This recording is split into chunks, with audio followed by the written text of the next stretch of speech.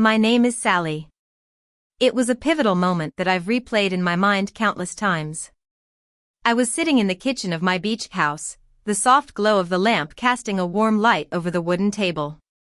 The sound of the waves crashing against the shore was a constant, soothing rhythm. But my mind was far from calm as I recalled that fateful night.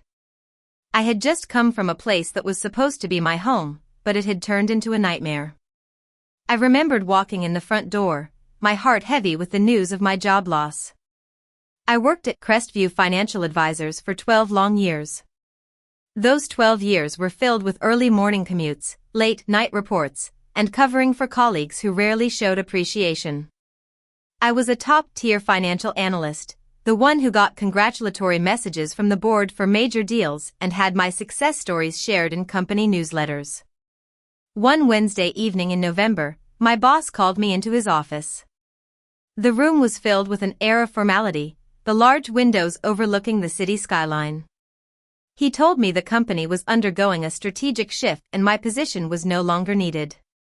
They handed me a severance package, shook my hand, and just like that, 12 years of hard work vanished in a matter of minutes. I drove home in a fog. My grip on the steering wheel was tight, but my thoughts were elsewhere. I was calculating how long my savings would last, worrying about the bills piling up. At that time, I lived with my parents. It wasn't because I couldn't afford my own place.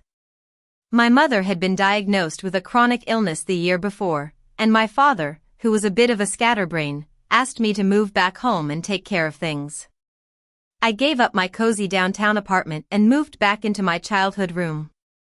I took on the responsibility of paying the mortgage, doing the grocery shopping, and even fixing the broken fence in the backyard because my father was too clumsy to handle the tools properly.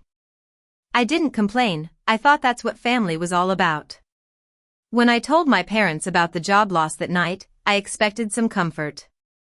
Maybe my father would put his arm around me and tell me it would be okay, or my mother would make me my favorite tea.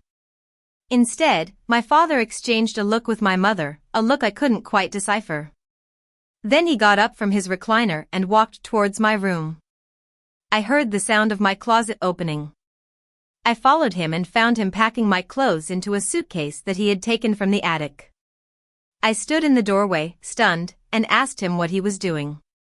Without even looking at me, he said, "Your sister, Lily, needs this house more than you do." Lily was 29 years old.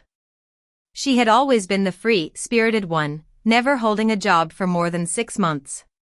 My parents had been secretly giving her a monthly allowance to help her pay for her trendy downtown apartment for the past 3 years. I knew about it because I handled the family finances, but I never said anything.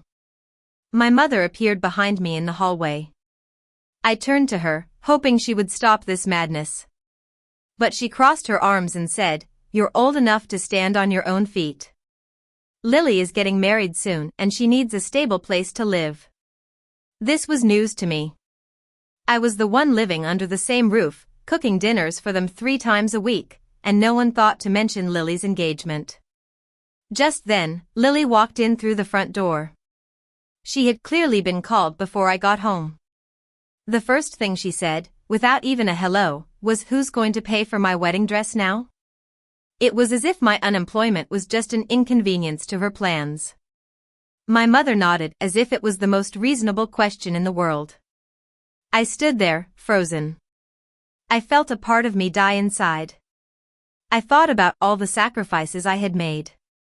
I had turned down a great job offer in New York 3 years ago because my mother said she needed me clothes. I thought about the money I had spent on the house, the countless hours of my life. I also thought about telling them about my little secret, the property investment company I had registered quietly 4 years ago and the beach house I had bought under its name, 50 minutes outside the city. But I said nothing. My father finished packing the suitcase, and my mother handed me my car keys as if I was just going on a short trip. Lily was already wandering around the house, looking at the rooms, imagining how she would decorate them. I picked up the suitcase, walked to my car, and put the bag in the trunk. I sat in the driver's seat for a long time, looking at the house where I had dedicated so much of myself. Then I drove away. What they didn't know was that I had been saving money for years, long before I moved back home. I had set up a separate bank account that no one knew about. When I saw the foreclosure listing for the beach house 4 years ago, I knew it was my way out. I registered a company called Ocean View Holdings LLC, made the purchase, and kept it a secret from everyone. A property manager took care of renting it out when I wasn't using it, and the rental income went straight into the maintenance fund. It was completely mine, like a hidden treasure in the background of my life. That night, when I arrived at the beach house, it was dark and quiet. I carried my suitcase inside, turned on the light in the kitchen, and sat at the window overlooking the sea. I made a cup of coffee, just to have something to do with my hands. I sat there until the early hours of the morning, not crying, not panicking. I just thought clearly for the first time in a long while. Losing the job and being thrown out of my parents' house felt like the end, but in reality, it was the beginning. The next morning, I called my old colleague, Ava. She had left Crestview 9 months ago to start her own financial consulting firm. We had kept in touch casually, with the occasional lunch meet up and text messages. When I told her what had happened, she was silent for a moment.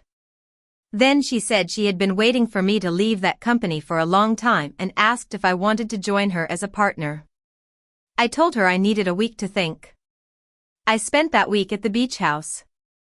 I walked on the beach in the mornings, getting fresh air and clearing my mind. I finally slept well for the first time in months and took a long, hard look at my finances. By Friday, I called Ava back and said yes. 3 weeks went by before my mother called me. It wasn't an apology. She called to ask if I could help Lily pick out wedding invitations because Lily was having trouble choosing the right design. I calmly told her I was busy and hoped Lily would figure it out, then I hung up. My father never called.